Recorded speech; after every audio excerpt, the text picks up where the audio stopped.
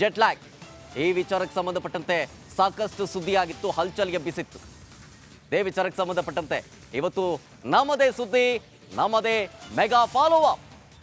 ನಾವು ಮಾಡಿದಂತಹ ಬ್ರೇಕಿಂಗ್ ನ್ಯೂಸ್ನ big impact story.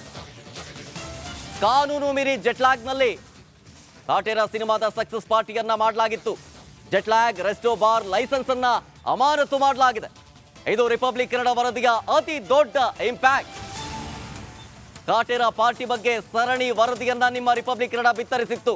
Late night party ಮಾಡಿದ್ರು ಅಂತ ಹೇಳಿ 25 ದಿನ Jet lag resto bar licence ಅನ್ನ ಇದೀಗ ಸಸ್ಪೆಂಡ್ ಮಾಡಿದ್ದಾರೆ ಅನ್ನೋದು ಗೊತ್ತಾಗ್ತಾ ಇದೆ. ನಮ್ಮದೇ ಸುದ್ದಿ, ನಮ್ಮದೇ ಮೆಗಾ ಫಾಲೋ ಅಪ್. ಕಾಟೇರ ಸಿನಿಮಾದ ಸಕ್ಸಸ್ ಪಾರ್ಟಿಯನ್ನ ಲೇಟ್ ನೈಟ್ ವರೆಗೂ ಆಚರಣೆ ಮಾಡಲಾಗಿತ್ತು. ಇದರ ಬಗ್ಗೆ ರಿಪಬ್ಲಿಕ್ ಕನ್ನಡ ವಿಸ್ತೃತವಾದಂತಹ ವರದಿಯನ್ನ ಪ್ರಸಾರ ಮಾಡಿತ್ತು. ಇದೀಗ ಕಾಟೇರ ಪಾರ್ಟಿ ಬಗ್ಗೆ ಸರಣಿ ವರದಿ ವಿಸ್ತರಿಸಿದ ನಿಮ್ಮ ರಿಪಬ್ಲಿಕ್ ಕನ್ನಡದ ಬಿಗ್ ಇಂಪ್ಯಾಕ್ಟ್ ಸ್ಟೋರಿ ಇದು.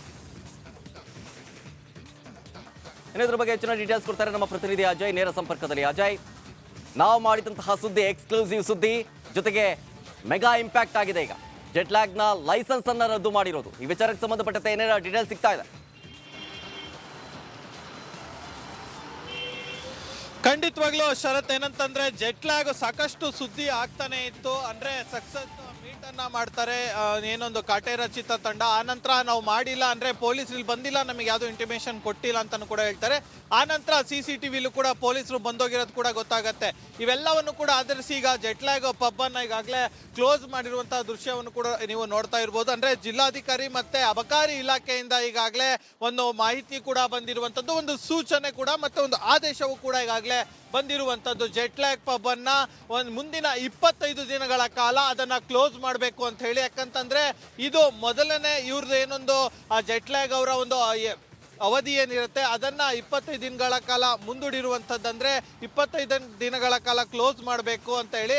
ಅಂದ್ರೆ ಇವರು ರೂಲ್ಸ್ ಅಂಡ್ ರೆಗ್ಯುಲೇಷನ್ ನ ಕ್ಲೀನ್ ಆಗಿ ಫಾಲೋ ಮಾಡಿಲ್ಲ ಅನ್ನೋ ಒಂದು ಉದ್ದೇಶದಿಂದಾಗಿ, ಅಂದ್ರೆ ಫಸ್ಟ್ ಟೈಮ್ ಇವರು ರೂಲ್ಸ್ ಅಂಡ್ ರೆಗ್ಯುಲೇಷನ್ ನ ಫಾಲೋ ಮಾಡಿಲ್ಲ ಅಂತ ಹೇಳಿ ಈಗ 25 ದಿನಗಳ ಕಾಲ ಕ್ಲೋಸ್ ಮಾಡಿಸಿರುವಂತದ್ದು.